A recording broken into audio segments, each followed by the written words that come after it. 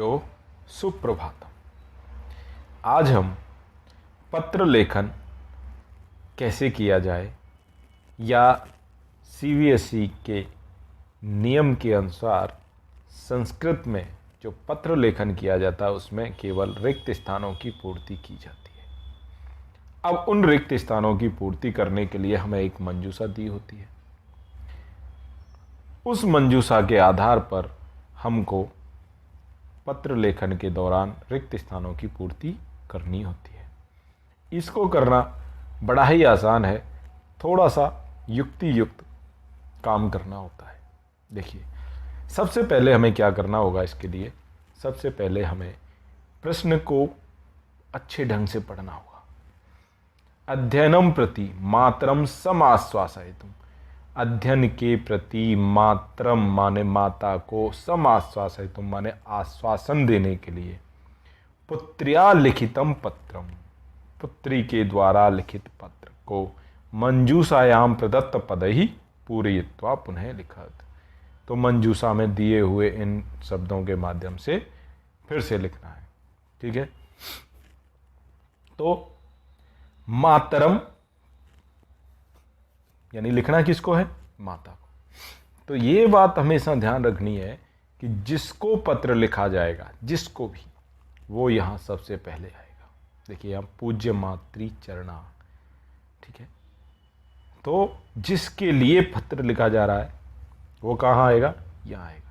यानी सबसे पहले दिनांक आएगा। दिनांक इसमें दी नहीं होगी तो दिनांक परीक्षा के दिन वाली दिनांक लिखनी होती है। ठीक है, अब जिसके लिए पत्र लिखा जा रहा है वो कहाँ आएगा? सबसे पहले उसका अभिवादन किया जाएगा, उससे कुशल मंगल पूछा जाएगा, फिर अपनी बात कही जाएगी। ठीक है, उसके बाद अब जिसके लिए पत्र लिखा जा रहा है वो तो यहां आ गया। अब जिसके द्वारा लिखा जा रहा है, यानी लिखने वाला कौन है? पुत्र्या लिखितम, यानी पुत्री ने लिखा है, तो पुत्री के द्वारा लिखित। तो पुत्री के लिए क्या होगा? सबसे अंत में जो आएगा वो कौन आएगा? जो लिखने वाला है, यानी जिसने पत्र लिखा है वो आएगा। ठीक है, तो सबसे अंत में पत्र लिखने वाला यहाँ आएगा। इसमें भी कई बार संबंध पूछ लेते हैं या नाम पूछ लेते हैं किसने लिखा है। ठीक है, तो ये खाली स्थान। अब इन दो चीज़ को आपने समझ लिया। अब इसके बाद जो बारी आती है वो किसकी आती है कि ये जो मंजूषा में दिए हुए शब्द हैं इनको हम एक बार सही से पढ़ लें और इनका अर्थ समझ लें। और अर्थ समझते हुए हमें इस बात का ध्यान रखना है कि किस में कौन से लिंग वचन विभक्ति हैं सारे के। ठीक है, तो कुशलम नपुंसक लिंग है, एक वचन है। ठीक है, अर्थ क्या होता है? सब मंगल है, अच्छा है। ठीक है, प्रतियोगिता बहुवचन है, ध्यान रखना। कुशलिनी स्त्रीलिंग है। अब देखिए, कुशलम नपुंसक लिंग, कुशलिनी स्त्रीलिंग। परिणामः एक वचन है, पुल्लिंग है। चिंतिता स्त्रीलिंग है। ठीक है, मतिम द्वितीया विभक्ति है। आनंदेन तृतीया विभक्ति है, आनंद से। करणीया अनियर प्रत्यय है, करना चाहिए। खेल प्रतियोगितासु, खेल प्रतियोगिताओं में सप्तमी विभक्ति है। ठीक है, बहुवचन है। कालह एक वचन है, पुल्लिंग है। अब इस तरह से इनको समझते हुए हम आगे चलते हैं। देखिए, अत्र अहम, यानी कौन लिख रहा है? बेटी लिख रही है अपनी माँ के लिए। क्या कह रही है? अत्र अहम। अत्र माने यहाँ, अहम माने मैं। तो जो अहम है यानी कौन लिख रही है? पुत्री लिख रही है। तो क्या है? स्त्रीलिंग है। तो वो अपने लिए क्या कहेगी? मैं तो यहाँ खुश हूँ। तो स्त्रीलिंग शब्द दो। अब देखो, कुशलम, खुश हूँ, क्या होगा? या तो कुशलम होगा या कुशलिनी होगा। तो लिखने वाला कौन है? पुत्री है, यानी स्त्रीलिंग है। तो यहां कौन सा शब्द आएगा? कुशलिनी। ठीक है, इसी तरह से हमें ध्यान देना है, कुशलिनी। ठीक है, आगे, आशा से, आशा करती हूं, भवती आप, पितृ महोदय च, पितृ महोदय, महोदय च। आप और पिताजी, पिता महोदय, पिता महाभागय च कैसे होंगे? आनंदेन, आनंद से होंगे, ये मेरी आशा है। तो यहां क्या आ जाएगा? आनंदेन।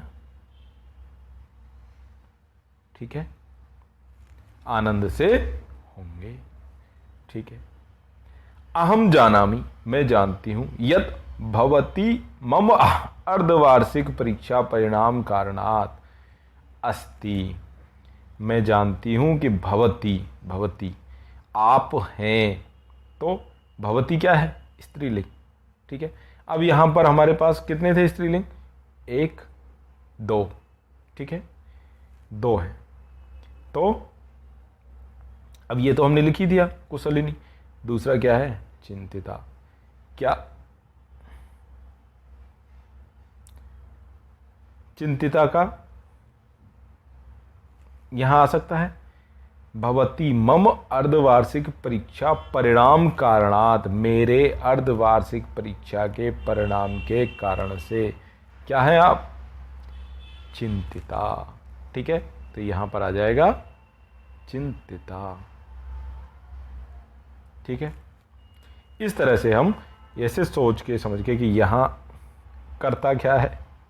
स्त्रीलिंग, तो यहां उसका जो विशेषण है वो भी क्या होगा? स्त्रीलिंग होगा। ठीक है, अब आगे देखते हैं। देखिए, अत्र चिंता न, यहां चिंता न करणीया, अनियर प्रत्यय नहीं करनी चाहिए, कि यहां पर चिंता मत करो, करणीया। ठीक है, तो अत्र चिंता न करणीया। ठीक है। प्रथम सत्रे तु अहम, प्रथम सत्र में तो मैं, किसमें क्या आएगा? खेल प्रतियोगितासु।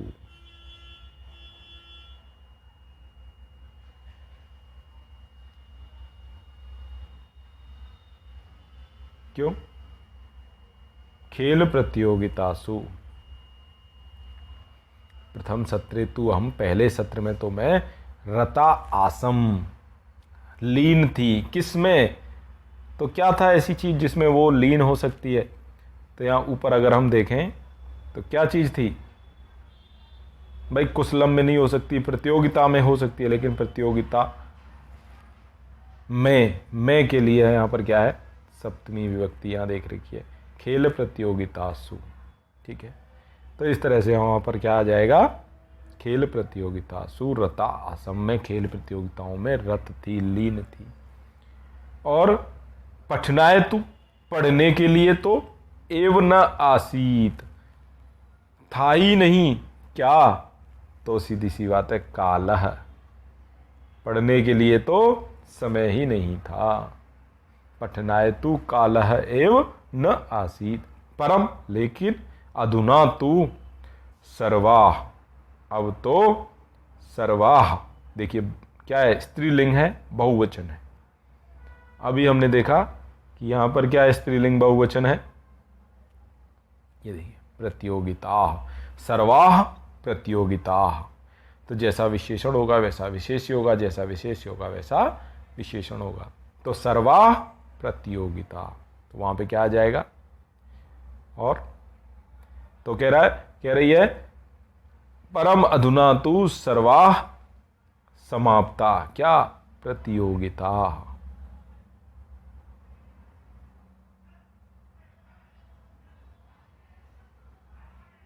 ठीक है, प्रतियोगिता, सर्वाह प्रतियोगिता समाप्ता, कि अब तो सारी समाप्त हो गई हैं, सारी प्रतियोगिताएं समाप्त हो गई हैं। पहले तो पढ़ने के लिए टाइम ही नहीं था, पहले सत्र में तो।